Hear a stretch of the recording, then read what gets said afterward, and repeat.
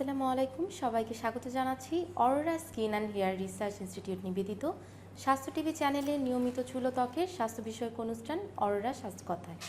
আমি ফারদিনা ইসলাম মনিকা রয়েছি আজকের পুরো পর্ব জুড়ে আপনাদের সঞ্চালিকা হিসেবে। আমাদের আজকের এই পর্বের আলোচনার বিষয় হলো শ্বেতরোগ ও তার আধুনিক চিকিৎসা নিয়ে। এই বিষয়ে আলোচনা করার জন্য আমাদের মাঝে আজকে উপস্থিত রয়েছেন বাংলাদেশের একজন স্বনামধন্য ডার্মাটোলজিস্ট ডাক্তার মোহাম্মদ রাশিদুল হাসান। তিনি বর্তমানে সহযোগী অধ্যাপক হিসেবে কর্মরত রয়েছেন ইউএস বাংলা মেডিকেল কলেজ ও হাসপাতালে। চলুন পরিচিত হই স্যারের সাথে। আসসালামু আলাইকুম স্যার, কেমন আছেন? আলহামদুলিল্লাহ, ভালো আছি। আমাদের আজকের এই অনুষ্ঠানে আপনাকে স্বাগত জানাচ্ছি। আমাদের আজকের পর্বে আলোচনার বিষয় হলো শ্বেতরোগ। আমি শুরুতে যেটা জানতে চাই যে শ্বেতরোগ বলতে সাধারণত কি বোঝায় চিকিৎসা বিজ্ঞানের ভাষায়? আচ্ছা, শ্বেতরোগ হচ্ছে আসলে মেডিকেল টার্ম হিসেবে আমরা বলি এটাকে ভিটিলিগো। তো ভিটিলিগো আমাদের শরীরে বিভিন্নভাবে বিভিন্ন সেল আছে বা কোষ আছে যেটা নির্দিষ্ট কাজ আছে। তো শরীরে একটি নির্দিষ্ট সেল আছে এরকম, যেটার নাম হলো মেলানোসাইট। তো মেলানোসাইট কোষের কাজই হচ্ছে আমাদের রং উৎপাদন করা।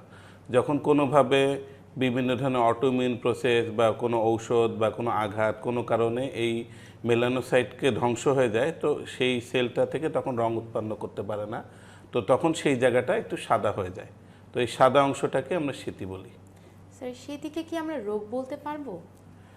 শ্বেতি মানে একটা alteration of the normal skin, alteration of the normal procedure of the human being. তো সেই হিসাবে শরীরের থেকে নর্মালের বিপরীত যেটা হবে সেটাই আমার আসলে রোগ হিসেবে আমরা বলতে পারি।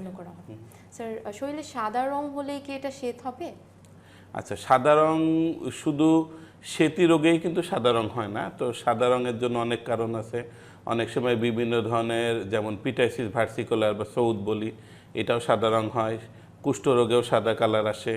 অনেক সময় বিভিন্ন শরীরে বিভিন্ন অংশ চামড়া পুড়ে গেলে এটাতেও সাদা রং আসে। তো বিভিন্ন রং থেকেই বিভিন্ন রোগেই সাদা রং আসে, কিন্তু আমাদের স্পেসিফিকভাবে বের করতে হবে এটা কি শ্বেতি না অন্য কোনো ডিজিজের কারণে সাদা রং। স্যার, এই জিনিসটা আইডেন্টিফাই করেন কিভাবে যে এটা শ্বেত কিনা বা অন্য কোনো ডিজিজ? আচ্ছা, শ্বেতের ক্ষেত্রে বা যে কোনো ডিজিজের ক্ষেত্রে আমাদের প্রধান যেটা চিকিৎসা পদ্ধতি, প্রথমে হলো আমরা পরিপূর্ণ বা পুঙ্খানুরূপে চিকিৎসা স্বার্থে আমরা প্রথমে হিস্ট্রি নিই। হিস্ট্রি বা মানে একটা বর্ণনা পেলে, রোগের ধরন পেলে, সেটা হলো আমাদের প্রথম আইডেন্টিফাইং পয়েন্ট। তারপরে আমরা কিছু টেস্ট করি। টেস্টের মধ্যে আমরা একটা উডস ল্যাম্প আছে, উডস ল্যাম্প এক ধরনের বিশেষ লাইট যেটার সাহায্যে আমরা সেটিকে অন্যান্য সাদা অংশ থেকে আইডেন্টিফাই করতে পারি। এছাড়া নতুন একটি যন্ত্র আছে যেটার নাম ডার্মোস্কোপ। তো ডার্মোস্কোপ দিয়েও আমরা সেটি আইডেন্টিফাই এবং সেটির প্রোগ্রেশনটা বুঝতে পারি। স্যার, কাদের শ্বেতরোগটা বেশি হয়ে থাকে? এটার কি কোনো বয়স বা রেস আছে কি? সেটি আসলে একটি মাল্টিফ্যাক্টরিয়াল ডিজিজ। এখানে যেমন অটো ইমিউনিটি, মানে আমাদের শরীরের নর্মাল যে মানে ইমিউনিটি, সেইটার হ্যাম্পারের কারণেও সেটি হতে পারে। অনেক সময় বিভিন্ন জেনেটিক কারণেও সেটি হতে পারে, আঘাত থেকেও সেটি হতে পারে, অন্যান্য ডিজিজের রিলেশনের থেকেও সেটি হতে পারে। তো এটার আসলে নির্দিষ্ট কোনো স্পেসিফিক বয়স নাই। তবে সাধারণত বিভিন্ন গবেষণা থেকে যে দেখা গেছে যে ইয়াং মিডিল এজ, যেমন 20 to 40 এইজে সাধারণত এটা মানে প্রকাশ পায় বেশি, বা হয়তো ডাক্তারদের কাছে বেশি আসে, এরকম বোঝা যায়। স্যার, আপনার কাছে তো প্রতিনিয়ত অনেক শ্বেতরোগের পেশেন্ট আসে, কি কি উপসর্গ নিয়ে পেশেন্টরা আসে? শ্বেতি রোগের আসলে স্পেসিফিক আমরা চর্মরোগের ডাক্তাররা যেরকম উপসর্গ খুঁজি বা আমরা ফেস করি, যেমন চুলকানি বা ব্যথা, এইগুলো আসলে কোনো কমপ্লেন শীতে রোগ আসে না। শীতে আসলে ইউজুয়ালি মোরলি একটা কসমেটিক ডিজিজ বা সাদা হয়ে যাচ্ছে, এটা আসলে একটা ডিপ্রেশনেরও ব্যাপার। তো পেশেন্টরা নিজেরাই অ্যাংশাস হয়ে, মানে কনসিয়াসনেসের কারণে বিভিন্ন অংশ হঠাৎ করে সাদা হয়ে যাচ্ছে, এইটা কমপ্লেন করে আমাদের কাছে নিয়ে আসে। স্পেসিফিক কোনো উপসর্গ বা কোনো সিমটম এইগুলো সাধারণত পাওয়া যায় না। স্যার, সবারই একটা ধারণা থাকে যে শ্বেতরোগ ছোঁয়াচে হতে পারে। তো দেখা যায় যে যাদের শ্বেতরোগ হয় তাদের বন্ধুবান্ধব তাদের সাথে কম মিশে এবং ইভেন হ্যান্ডশেকও করতে চায় না অনেকে। তো এই ব্যাপারটা নিয়ে যদি আপনি কিছু বলতেন স্যার। সেতী রোগের ক্ষেত্রে এটা মানে পুরাপুরি মেসেজটা ভালোভাবে দেওয়ার দরকার। সেতী কোনো ক্রমে একটি ছোঁয়াচে রোগ নয়। এটার সঙ্গে হ্যান্ডশেক করলে, একই সঙ্গে চলাফেরা করলে, জামা কাপড় পরলে বা কারোর সঙ্গে টাচ করলে, এক প্লেটে খেলে যে সেতী হবে এরকম কোনো সম্ভাবনা নেই। এটা একটি জেনেটিক ডিজিজ, অটোইমিউন ডিজিজ। তো এটার সঙ্গে ছোঁয়াচের কোনো কন্টাজিয়াস না, মানে জীবাণুঘটিত কোনো রোগ না। তো সেই কারণে এটা আসলে ছোঁয়াচে নয়। স্যার শারীরিকভাবে কি শ্বেত কোনো ক্ষতি করে? শারীরিকভাবে শ্বেতের ক্ষেত্রে আমরা যেটা বলে থাকি যে শ্বেতি রোগ আসলে এটা অনেক সময় অন্যান্য ডিজিজের সঙ্গে একটা রিলেশন থাকতে পারে, যেটাকে আমরা কোমরবিডিটি বলি। যেমন থাইরয়েড হরমোনের সঙ্গে একটা সম্পর্ক থাকতে পারে, ডায়াবেটিস রোগ, লাইকেন প্ল্যানাস, পার্নিশিয়াস অ্যানিমিয়া। তো এই ডিজিজগুলো আমরা ফাইন্ড আউট করার চেষ্টা করি যে এই পেশেন্টটা কি শুধুমাত্র শ্বেতি আছে, না শ্বেতির সঙ্গে ওনার থাইরয়েডে কোনো সমস্যা আছে, ডায়াবেটিসে আছে, এমনকি ভিটামিন ডি এর সমস্যা থাকতে পারে। তো অ্যাসোসিয়েটেড ডিজিজগুলো ট্রিটমেন্ট করতে হবে, কিন্তু ইউজুয়ালি শ্বেতি রোগ থেকে আসলে কসমেটিক প্রবলেম ছাড়া অন্যান্য খুব একটা সমস্যা হয় না। তো অনেকেই দেখা যায় যে শ্বেতি রোগ ও কুষ্ঠ রোগকে মিলিয়ে ফেলে। তো এই দুটো রোগকে কিভাবে পৃথক করবে? আচ্ছা, কুষ্ঠ রোগের ক্ষেত্রে আমরা যে জিনিসটা বুঝি যে কুষ্ঠ সাদা রং হতে পারে, তবে কুষ্ঠের ক্ষেত্রে আরেকটি প্রমিনেন্ট ফিচার যেটা, সেটা হলো অবশ ভাব বা অনুভূতি শূন্য হয়ে যাওয়া। সাধারণত কুষ্ঠ রোগের ক্ষেত্রে এই সিমটমটা কমনলি পাওয়া যায়। তো শীতের ক্ষেত্রে এরকম কোনো অনুভূতি শূন্য বা এটা পাওয়া যায় না। এটা একটা ক্লিনিক্যালি আমরা পৃথক করতে পারি। তাছাড়া কুষ্ঠ রোগের আরও অনেক ব্যাপার আছে, সেখানে চুল কমে যাওয়া, ঘাম কমে যাওয়া। তো এইগুলো শীতিতে সাধারণত দেখা যায় না। তাছাড়া উডস ল্যাম্পের ব্যাপার আছে, এবং ফাইনালি আমরা বায়োপসি করি বা চামড়া কেটে পরীক্ষা করলে বোঝা যায় যে আসলে সেতী এবং কুষ্ঠরোগের পার্থক্যটা। স্যার অনেকেই দেখা যায় যে বায়োপসিটা ভয় পায়, বায়োপসি করলে ক্যান্সারের জীবাণু বের করার জন্য বায়োপসি করা হয়, এই ধরনের ধারণা আছে। এই সম্পর্কে যদি আপনি কিছু বলতেন। আচ্ছা, বায়োপসির ক্ষেত্রে আমরা আসলে এই জিনিসটা খুবই কমন ফেস করি যে বায়োপসি মানে একটা বড় কোনো পরীক্ষা, বা এটা করলে আমার হয়তো কোনো কিছু সমস্যা হয়ে যাবে। তো আমি সবাইকে এটা আশ্বস্ত করতে চাই বা অনেককে বলতে চাই যে একটা সময় যখন আমাদের আর্লি স্টেজে আমাদের ডাক্তাররা, গাইনি ডাক্তাররা আলট্রাসোনোগ্রাম করতে দিতেন, তো তখন মনে করতো যে আসলে আলট্রাসোনোগ্রাম কোনো বড় পরীক্ষা, কিন্তু আলট্রাসোনোগ্রাম এখন আসলে একটা রুটিন পরীক্ষা হয়ে গেছে গাইনোকোলজিস্টের কাছে। তো সেই হিসাবে আমাদের বায়োপসি পরীক্ষা আমাদের স্কিন বা ডার্মাটোলজিস্টদের কাছে একটা রুটিন পরীক্ষা। এটা মানে আমরা যেমন রক্ত নেওয়ার জন্য একটা সুই দেই, তো বায়োপসি করার জন্য একটা মাত্র সুই দিয়ে আমরা একটু অবশ করে নিই। তারপর খুবই ন্যূনতম অংশ চামড়া একটু নেই, যেটা থেকে আমরা রোগটা, সংশ্লিষ্ট রোগটা ধরার জন্য। এটা কোনোভাবে ক্যান্সারের সঙ্গে রিলেটেড না। যে কোনো ধরনের এক্সিমা জাতীয় রোগ, যে কোনো এরকম সেতির মতো হাইপোপিগমেন্টেড রোগ, যে কোনো ধরনের অ্যালার্জি, এমনকি স্কিন ক্যান্সার বা যে কোনো রোগের ক্ষেত্রেই বায়োপসি পরীক্ষা একটি গুরুত্বপূর্ণ এবং একটি ডিটারমিনিং পরীক্ষা। তো এই জন্য পরীক্ষার উপকারিতা হিসাবে এটা কোনোই সাইড ইফেক্ট নাই। স্যার আমরা তো জানি যে সেতী রোগী যারা আসে তারা ডিপ্রেশনেই ভুগে। তো এই ডিপ্রেশনের জন্য কি কোনো কোনো মেডিসিন কি দেওয়া হয় সাথে? অ্যান্টিডিপ্রেসেন্ট আসলে লং টার্ম যখন সেতী থাকে, তারপর ইয়াং এজে মানুষরা এটা আসলে ফেস করে, বেশি ডিপ্রেশনে ভুগে, একটা মানুষের সেলফ স্টিম, কনফিডেন্স এগুলো কমিয়ে দেয়। তো সেটির ক্ষেত্রে আমরা প্রধানত যেটা, সেটাকে প্রপার কাউন্সিলিং করাটা গুরুত্বপূর্ণ। এটি আসলে তেমন কোনো এই রোগ থেকে অন্য কোনো দিকে যাবে না, এবং সম্পূর্ণভাবে চিকিৎসা করলে এটা ইনশাল্লাহ ভালো হয়ে যাবে। তো এই ক্ষেত্রে এই কাউন্সিলিং করলে রুগী মানে কনফিডেন্স পাবে, তো তখন আসলে সেটি চিকিৎসা করা সম্ভব। এই ক্ষেত্রে খুব বেশি প্রয়োজন হলে অ্যান্টিডিপ্রেসেন্ট দেওয়া যায়, কিন্তু সেক্ষেত্রে কাউন্সিলিংটাই বেটার। আর স্যার এখন আসে চিকিৎসার ক্ষেত্রে, মেডিকেল চিকিৎসার মধ্যে কি কি স্যার প্রদান করা হয়, কিভাবে আপনি চিকিৎসা করেন? আচ্ছা, সেটির চিকিৎসাকে আসলে আমরা 3 ধরনের ভাগ করি।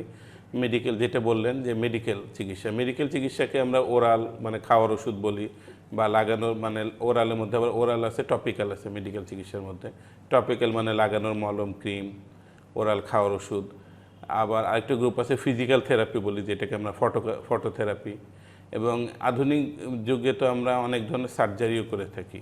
Arora skin and hair research institute একটি অনন্য স্বাস্থ্যসেবা প্রতিষ্ঠান। তরুণ ডার্মাটোলজিস্টদেরকে হাতে কলমে প্রশিক্ষণের মাধ্যমে দক্ষ করে তোলাই প্রতিষ্ঠানের মূল উদ্দেশ্য। দক্ষ চিকিৎসকদের মাধ্যমে ত্বক ও চর্মরোগের চিকিৎসা প্রদানও আরোরার আরেকটি স্বপ্ন। আরোরা, আস্থা ও বিশ্বস্ততায় অনন্য। ইউনিয়ন হাইটস, 4th তলা, 55/2 পশ্চিম পান্থপথ, ঢাকা।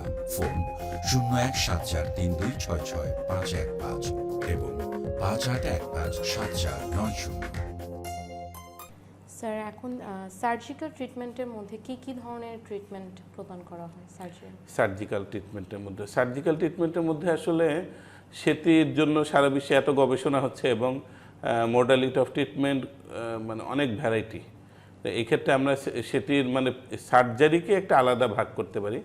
সেটির সার্জারি আছে, তো সার্জারি ক্ষেত্রে আমরা আলট্রাথিন গ্রাফট আছে, সাকশন ব্লিস্টার আছে, নন কালচার্ড এপিডার্মাল সেল সাসপেনশন আছে এগুলা। তারপর আমরা মাইক্রো নিডলিং থেরাপি দিতে পারি, আমরা ইন্টারলেশনাল ইনজেকশন দিতে পারি। তো সেটির ক্ষেত্রে আসলে আমাদের অনেক ধরনের চিকিৎসা পদ্ধতি আছে।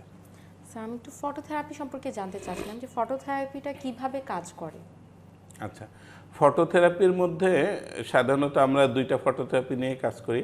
তো মোস্টলি পপুলার হলো ন্যারোব্যান্ড আল্ট্রাভায়োলেট বি থেরাপি যেটা। তো ফটোথেরাপির মধ্যে আল্ট্রাভায়োলেট এ এবং আল্ট্রাভায়োলেট বি আছে। তো আল্ট্রাভায়োলেট বি অনেক ক্ষেত্রেই সেফ এবং মানে মোর ইফেক্টিভ ফটোথেরাপির ক্ষেত্রে, এবং আল্ট্রাভায়োলেট বি এর মধ্যে স্পেসিফিক একটা ব্যান্ড ন্যারোব্যান্ড, সেই হিসাবে ন্যারোব্যান্ডটা আরও বেশি ইফেক্টিভ। সেই হিসেবে ন্যারোব্যান্ডটাকে আমরা থেরাপি দেই।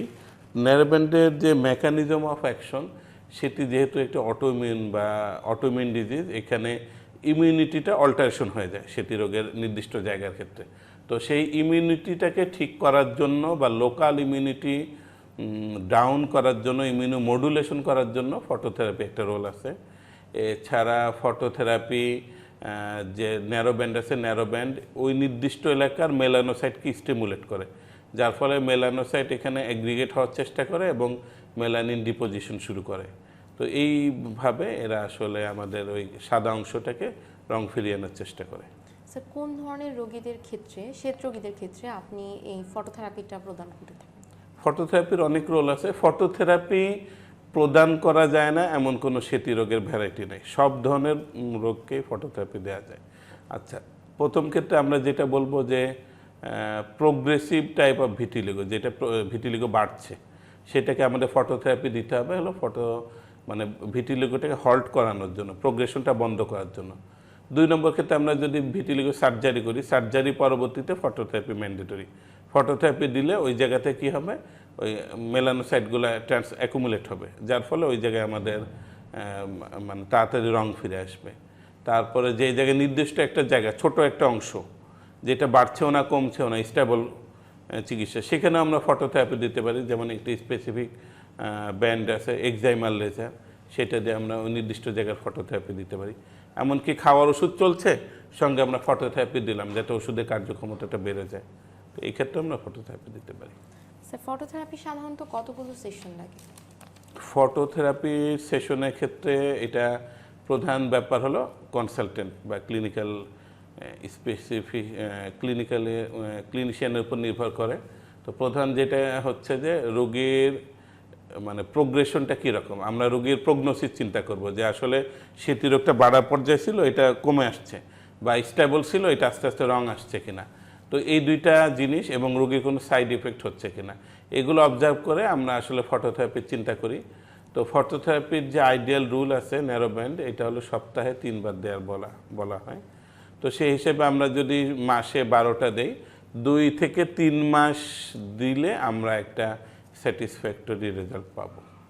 স্যার, এখন আসছি সার্জারির ব্যাপারে, যে নন কালচার মেলানোসাইট ট্রান্সফার যেটা, সেখানে যে সকল রোগী কি করতে পারবে নাকি এখানে সিলেকশনের ব্যাপার আছে?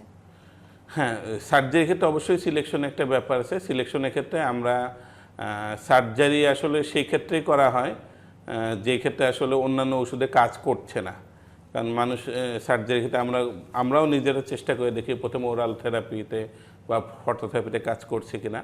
আর সার্জারির ক্ষেত্রে নিয়ম হলো স্টেবল ভিটিলিগো করতে হবে। স্টেবল ভিটিলিগোর একটা ডেফিনেশন বা সংজ্ঞা হচ্ছে কমপক্ষে 6 মাস, কোনো গাইডলাইনে বলে 6 মাস, কেউ বলে 1 বছর, 1 বছর বা 6 মাস পর্যন্ত আমার ভিটিলিগোর যে অংশটা সেতি আছে এই অংশটা বাড়ছেও না কমছেও না, মানে স্টেবল পর্যায়ে আছে। এই অংশগুলার সেতি রোগের সার্জারি করলে এটার জন্য সাকসেস রেট খুবই ভালো। এবং স্যার যে আমরা যে নন কালচার মেলানোসাইট ট্রান্সফার করব সেটা কি আমাদের একবারই করলে হবে নাকি এটা আরও 2-3 বার করতে হতে পারে? আচ্ছা, যত ধরনের সার্জারি আছে নন কালচার মেলানোসাইট বেস্ট। নন কালচার মেলানোসাইটের কালচারের মানে স্কিন কালার ম্যাচটা খুবই ভালো হয়, এবং এই ক্ষেত্রে আসলে আমরা যেটা চিন্তা করব সেটা হলো আমরা 1-2 বার কথা না, আমরা পেশেন্টকে প্রথমবার সার্জারি করব।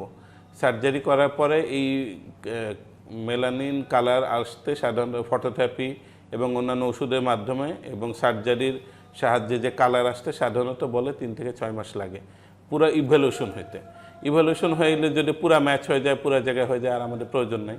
আর যদি কোনো মিসম্যানেজ থাকে বা কোনো জায়গায় কোনো কম আসে তখন আমরা সেই জায়গায় সেকেন্ড টাইম সার্জারি করতে পারি।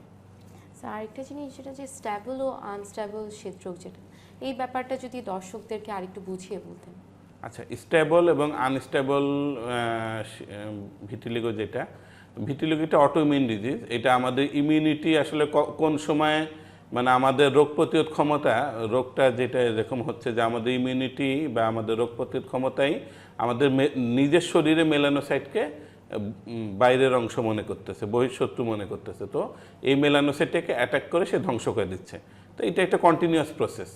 যখন এই প্রসেস কন্টিনিউয়াস চলতে থাকবে তো এখন স্মৃতি রোগ আস্তে আস্তে বাড়তে থাকবে। যখন এই প্রসেসটা হল্ট হয়ে যাবে, বন্ধ হয়ে যাবে, তখন আর স্মৃতি বাড়বে না। তো এই ক্ষেত্রে যখন এটা বাড়বে কমবে, এটা হলো আনস্টেবল স্মৃতি। আনস্টেবল ভিটিলিগোকে স্টেবল আনা এটাই হলো আমাদের একটা টার্গেট, ওয়ান অফ দ্য গোল ডাক্তারদের জন্য। তো এই স্টেবল ভিটিলিগো হয়ে গেলে চিকিৎসা করা অনেকটাই সোজা। এটার জন্য খাওয়ার ওষুধ, লাগানো মলম, সার্জারি, ফটোথেরাপি অনেক কিছু আছে।